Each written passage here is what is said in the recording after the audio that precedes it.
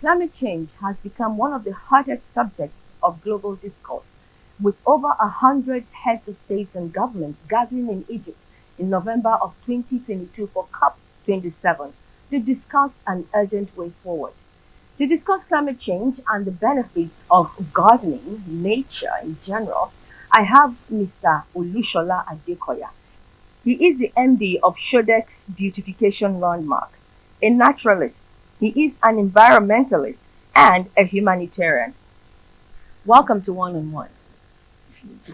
What should we know about climate change today, and what should we be doing about it as a people in this part of the world? Climate change is a change in weather, and as such, it is induced and influenced by human factor. Human activities induce climate change. And when you say climate change, most of the things that we are experiencing now,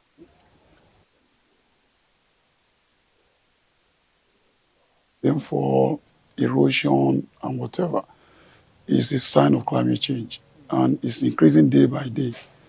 And what is being discussed at the COP or every year is the lifestyle of human being, how what we do, what we use, how we go about technology. That yes, the way we do things has to be changed so that it will not continue to induce or influence the climate. So naturally, and also to also combat climate change, everybody is advised, including organization, government, to go green. You go green, you minimize all the things that you use that can affect or instigate the climate. So, and one of them is, take for instance, technology. We have so many vehicles around, so that the plants make use of. But nevertheless, the activities of human bringing a disaster, different kind of disaster, into the world. So if we don't act fast and do something about it, it will continue. We continue to experience some of things that is unexpected, like flooding, like increase in temperature, like hot weather, harmattan, excessive harmattan, or lack of harmattan. What are some of the best ways to prevent green gas houses from polluting the atmosphere? Number one, like I rightly said, is the activities of human being, reducing the consumption of gas, like petroleum, whatever. And how do I mean by that? You see, it's hardly any house in Nigeria does not have generator. So you can go solar. Solar energy, you have solar, you have inverter, so that you can convert the natural sun into energy by transferring it to your inverter and then use it to power your homes.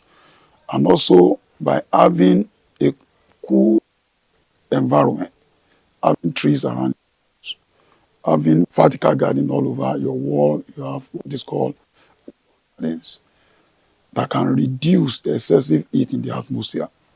That is number two. Number three is there are three: reduce, reuse, and recycle. So you reduce some of the things that we're doing that is affecting the global warming. One of them is you need 3 clothes. You go and buy 10. You know, indirectly, you have to iron it. You have to wash it. You have to do a lot of things to make sure that you keep those 10 clothes. So you reduce. And then recycle. You that when you are going for procurement of thing, that do I really need? If you don't need it, you discard it. And then you also consider that can you reuse this thing you want to buy? If you buy a plastic now, you can actually, after using it, keep it somewhere, call those people that recycle it, give it to them, and get money in exchange for that. So by so doing, you are mitigating against the climate change. You know, this recycling you talked about, very crucial. But here in Nigeria, we don't seem to have a lot of energy, towards it. I remember I've been keeping some plastics in my house, and I learned recently that there is this company or a set of people that go around the estate to buy them. I've called them like a couple of times. When are you coming? When are we? We've not been able to meet yet, and I've resorted to just throwing them away with the hope that the scavengers will pick them and sell to these people. So, how do we get to see more commitment towards renewables, recycling of plastics in this, in this climate? Number one is advocacy. We need to step up a lot of giving information that, look, most of these plastic that you're using, there are actually some people that collect them. Like in my company now, we have waste bag for plastic. We have for vegetable waste, and we also have for a waste that you can actually, like a paper and whatever, that you can actually recycle. So when they come, they just go directly, collect those things and give them away. You need to find out those people that engage or that are actually involved in collecting all those items. Otherwise, we continue to throw these things and they find their ways into our drainages and canal. Okay. So you've talked. What sort of plants grow well in this part of the world? Well, let's focus on Lagos where we live. What sort of plants should a regular person in Lagos be thinking of planting that would grow with ease at all weather? We have tropical plants, and there are quite many. Some of them, we have palms, we have trees like ficus, like Delonis regia, so many that you can mention of, like Bougainvillea. Bougainvillea at this season used to blossom. You have it flowering all over. And then we have palms like Queen's palm, King's palm, steel palm, bottle palm, that you can actually use in some of the aprons or setback to add aesthetics to our environment. And as regard trees, we have what is called a Terminalia mentalis, like the one we have over there, that has a very large crown of leaves. So you can use that for your boulevards, for your street, to actually mop up the carbon dioxide in the air and also purify the air. In the words of John Moore, for every walk with nature, one gets more than one seeks. We're talking nature here today. We're talking climate change on one, and we have none other than the environmentalist himself, Mr. Shola Adekoya, giving us all that we need to know about nature and how to embrace it for our own good and for the good of Mother Earth. Let's talk about net zero. One of the issues that came up in COP27. What do we know about net zero and what is it about? It's about carbon credit. Carbon credit in the sense that most of those countries that produce a lot of carbon dioxide through their activities as volunteer to actually compensate by giving so much in terms of finances to also discourage some companies and countries that are engaged in producing a lot of carbon dioxide. Carbon credits is a way of buying your carbons off you.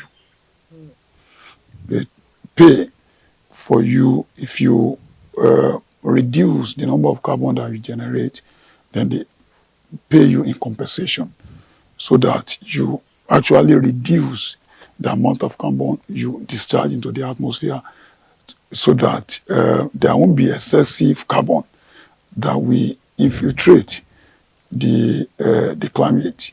So industrialized countries are committed to providing $100 million, no, $100 billion 100 billion annually dollars. Yeah. to developing countries as a Mm. result of this. Yeah.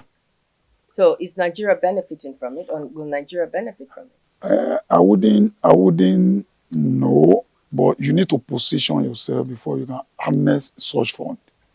There's a lot of criteria that you have to meet before you can access those. Because Because I imagine that when you're talking about developing countries that should benefit from such a thing, Nigeria should be one. Nigeria And when should be you're one. talking about nations that are industrialized nations that are responsible for high pollution, talking about China, talking about the US. China, Russia, Yeah. United States of America. Yeah.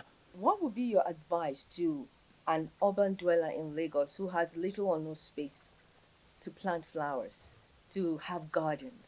How would you advise them to inculcate it and make it a part of their lives? Because they are limited in terms of space. There's no way you will not have a little space where you can actually have some greenery around you. Even if it is your toilet, your bathroom, your sitting room, you can have greens within them.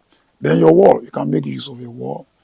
Your balcony, you can actually hang some flowers in them. And there is this thing that is going on in advanced country now they call Neolithic life, whereby everything you do has to do with greenery. So I think Nigeria, we are far, far, far away from that. But it is not something hard. You can cultivate the habit of collecting maybe 2 or 3 plants every month. So when you get your salary, just, okay, let me just have a bit of some greens along my balcony, my walls, my kitchen, my bathroom. Before you know it, you have collections of close to 100. Hmm. And if every individual cultivates such habit, you have a greener environment. Hmm. Okay, apart from the aesthetics and the good it does to the environment, let's take a look at the therapeutic powers of flowers and plants to the human being. Mhm. How therapeutic is it to us as human beings? You know, nature is incredible. Um, when you are in the midst of plant, you feel calm, no stress. After much hustling and bustling, especially in the Lagos metropolis, you come back to your home, and then the next thing you see green. You be calm. Hmm. It is sort of calmness. It gives you that calmness that yes, you are in the midst of nature. There is no way you cannot compare the kind of breeze you are getting here with when you get outside there.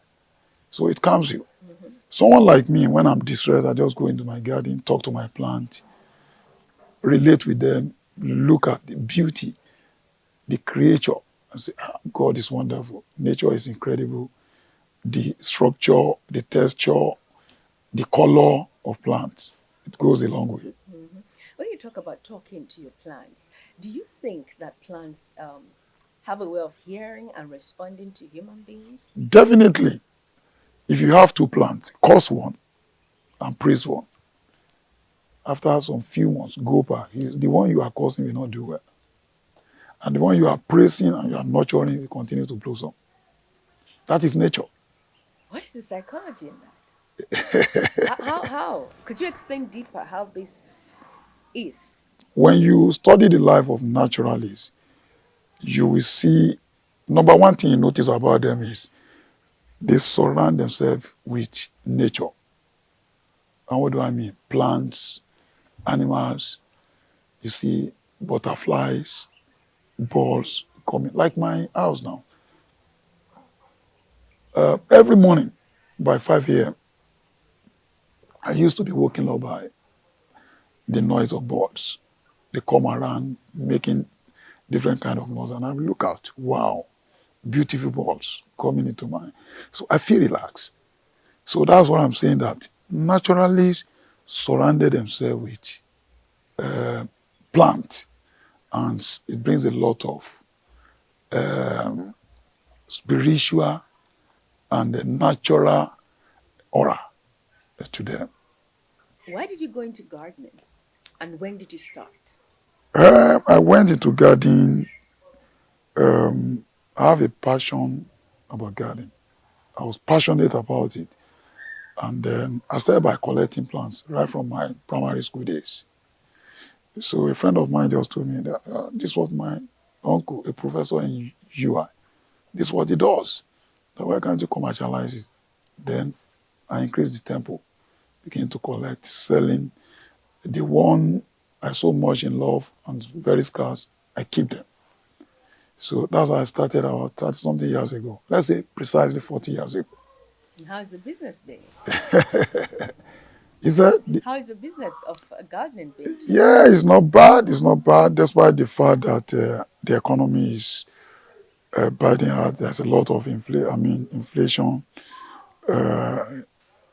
The gardening is something that once you understand it and you position yourself and you know your audience, definitely you cannot lack.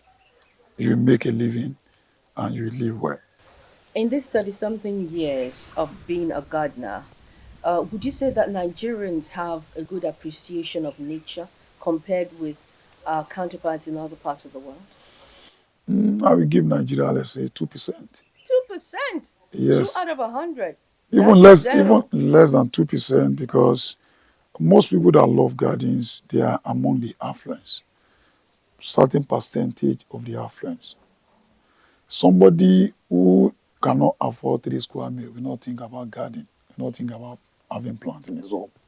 So it is common among the affluents, even very few among them.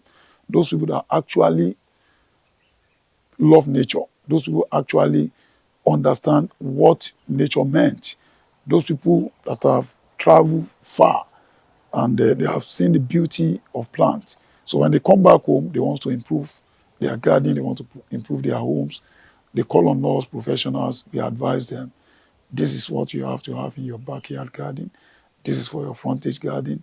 This is for your bedroom. This is for your this and that. Some just pick interest and they keep on collecting. There are some of our clients, some people out there that they even have more collections than we professionals. Mm. So I would say it's a function of passion, and then also uh, when you believe in something, you go for it. When you believe in something, you go for it. Yeah. Also, this 2% that you're giving to Nigerians, I find it very alarming. And you are correct. You are correct. But can something be done about it to educate Nigerians, to enlighten them on the need to have plants around them? And they don't have to be expensive ones, do they?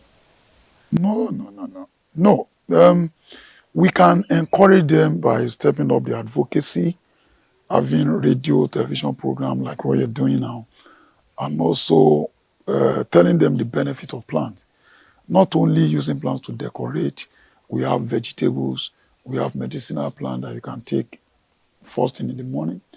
I have a garden, I have an opposite garden there, where I take pawpaw every morning, and I take herbs to nourish my nerves and veins. Just boil them and then take them first thing in the morning and then last thing in the evening. And you look fantastic. Do you mind if I ask your age? I'm over 60. Can you believe that? No, I mean, your tummy is not bulging. You're looking so smart, so lean, so good, fresh. Your skin is not cracking. Of course, black don't crack, but you look so good. Yeah. And that can be and must be attributed to the nature that you surround yourself with and that you ingest every morning. Definitely. I could vividly recollect that uh, recollected that some years back I used to fall sick, Mm. but when I embraced nature, taking all this up regularly, Mm. I've not patronized my doctor for over 12 years. Wow. But before, there was no month I will not go to the hospital. Mm. At times, my wife will rush me in the night to the hospital. But since I've been taking all these medicinal plants Mm. in proportion, I've nothing like headache, nothing like malaria, nothing like everything is intact, Okay. and I feel very strong. Very strong. Well, at this point, I would have to ask for a tour of your garden. And this is just part of the gardens that you have. You have Shodex, and then this is your house, and you have another garden just opposite your house. So I would love us to have a tour of your gardens. Is that okay? It is okay by me. All right. Well, time has come for us to take a tour of his gardens to see these beautiful flowers he surrounded himself with all these years, and also some that he takes early in the morning to fix his system, which have helped him to look this good and this healthy over 60 years of age. Let's go, guys.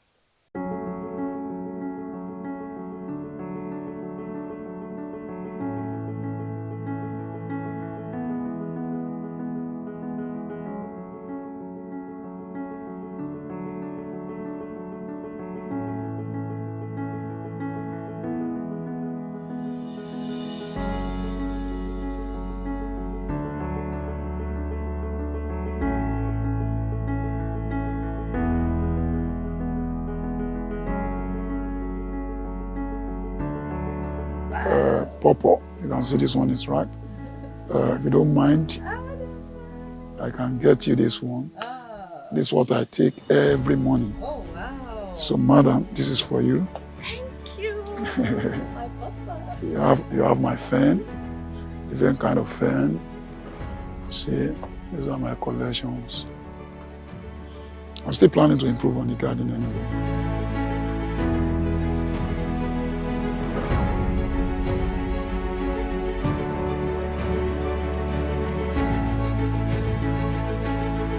It's been a beautiful tour of Mr. Shola Adekoya's garden, and I hope with a program such as this today on One and One, you've been inspired to go set up a garden. You have no excuse. Do not say you do not have space. He has said you can use your windows, your walls. Which other places did you say they can, use? Your bathroom. Your bathrooms. Your kitchen. Your kitchen. Your sitting room.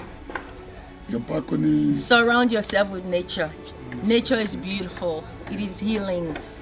The colors and everything that comes with it. I am Maureen Menongwezigwe. Many thanks for being a part of One on One today. Thank you so much for being our guest. Thank you for having me. See you next time.